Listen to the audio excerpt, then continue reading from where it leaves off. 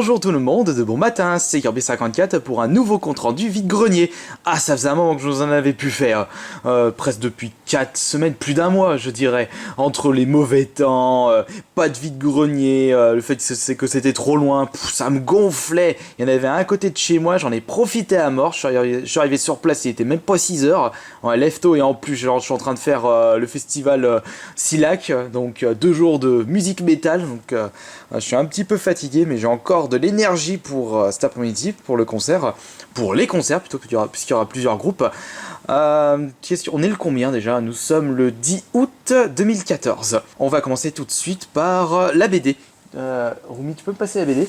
Tant que je vous montre vite fait. Voilà, elle est en train de le lire. C'est un Cédric que je n'avais pas lu depuis le temps. Il est hyper récent, je dirais. J'ai gagné le titre pour seulement 1€. Tiens, je laisse continuer.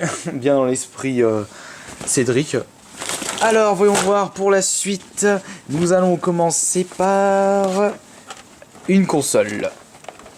Bon, ça a rien de super rare cette console. Zou. C'est une PS2 édition FAT. D'ailleurs, je me suis toujours demandé si quelle est la plus solide, enfin quelle est la plus résistante dans la durée de vie entre la FAT et la Slim. Je dirais plus la FAT puisque la Slim elle est quand même assez fragile.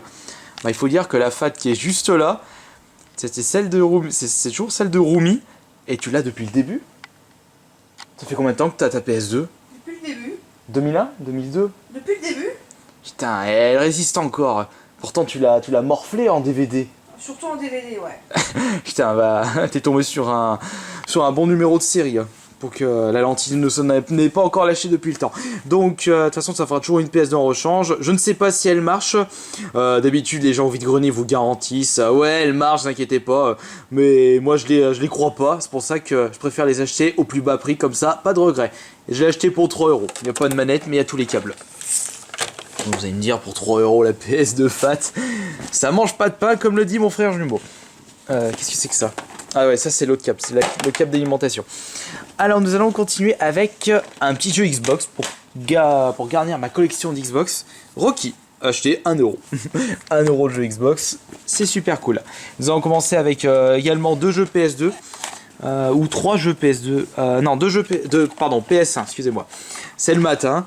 Demolition Racer, j'ai acheté parce que c'est un best-of infogramme. Pas parce que c'est une édition best-of, mais ça a été fait par infogramme. Pour 1€. Donc ça aussi, on verra ce que ça vaut.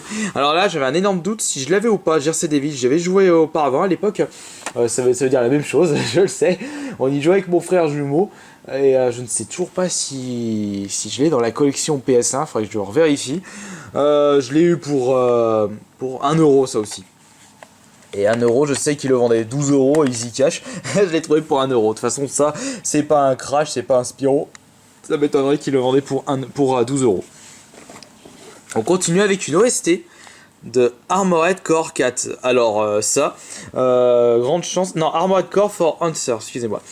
Et une grande chance que je suis tombé dessus. Je joue pas à cette série de jeux Armored Core. Je ne sais même pas combien le vendre. Moi je dis pour 1€ c'est bon. Il me dit ok, pas de problème. Allez, 1€. 1€ l'OST. Ça aussi c'est cool. On continue avec... Là j'ai mis un petit peu le prix. Un Pokémon version émeraude en boîte nickel. C'était un vendeur, il me dit ça c'est 20€. Bon, vous doutez que les revendeurs, on peut pas faire baisser les prix. J'ai essayé de l'avoir à 15, il m'a dit non, 20€, c'est déjà très rare. C'est vrai que un Pokémon version émeraude, la cartouche seule, je le vois à 25-30€ dans les caches. Et là, je le vois à 20€, j'y allais, je vais le prendre. D'ailleurs, il est complet le tien ou pas? Non. Attends, tu complètes à la notice, à la boîte. Oui. Le jeu est complet. Il doit y avoir autre chose là-dedans. Il te manque quoi? J'ai la boîte notice, le code VIP il me manque. Bah tiens, en parlant du loup. Code VIP. Tu veux voir s'il est gratté? Allez, dis-moi tout. Il est pas gratté, ça t'intéresse? Oh bah carrément. Tu peux aller chercher le tien, s'il te plaît, pour Comme ça c'est quand même recherché en plus. Non gratté. Rechercher, tu dis? Oh bah oui. Pourquoi? Parce que si je mets ça sur eBay, ça peut se vendre? Oh bah sans doute, hein. Il y a des collectionneurs qui recherchent des codes VIP non grattés. Oh putain. Ça se trouve, je peux vendre ça une dizaine d'euros. Oh les cinglés, ceux qui achètent 10 € des codes VIP pas grattés. Pff. Enfin tu regarderas, tu iras chercher le tien, tu regarderas. Tiens, Ah. C'est lequel qui est en meilleur état au final? c'est le mien évidemment, attends. T'as regardé avant que je fasse la vidéo. Ça se voit tout de suite, le début, le haut. Et Ouais, là, ça se voit, le haut. Le mien il est pas abîmé du tout. Bah tiens. Tiens, attends, je te donne le code VIP. Merci. Ouais, youpi. Bah voilà, tu l'as archi complet maintenant. Et on va terminer ce compte rendu par The Lot d'aujourd'hui. Alors j'ai eu du pot parce que aujourd'hui j'étais tombé sur un exposant qui, je lui ai demandé s'il avait des jeux, parce qu'il vendait une console. Il m'a dit oui, j'ai plein de jeux PS2, j'ai plein de jeux DS. Il m'avait mis le sac de côté, mais j'étais retourné après et j'ai eu peur parce que je voyais deux trois personnes qui étaient en train de fouiller dans le sac. Et tout de suite j'avais demandé, mais attendez, vous m'avez promis que vous m'avez laissé le sac de côté. J'ai dit ah oui c'est vrai, il avait repris le sac, donc j'ai pu regarder.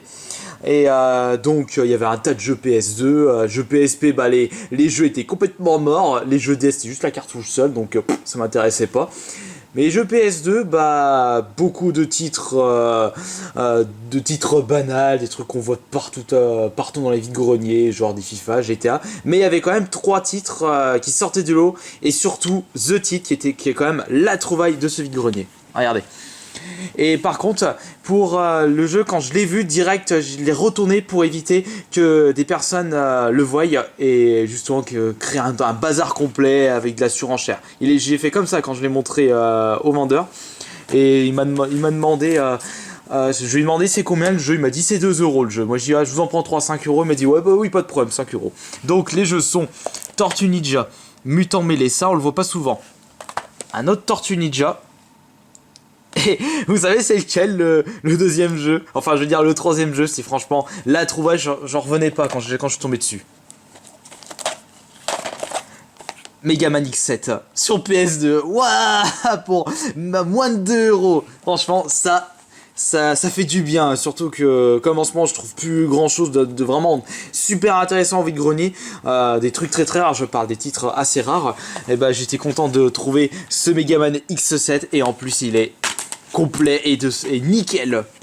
Franchement très très content. Donc voilà ce que j'ai pu trouver dans ce vide-grenier. J'ai dépensé donc les 3 jeux PS2 5 €, le Pokémon 20, ça fait 28, 30, 31, 32 € pour tout ça. D'ailleurs je me demande combien ça se trouve, il doit coûter plus de 32 € celui-là sur internet, ça m'étonnerait même pas. Très content de ces trouvailles vide-grenier et en espérant qu'il fasse beau la semaine prochaine et qu'il y en ait d'autres pour vous refaire un autre compte rendu vide-grenier. À la prochaine.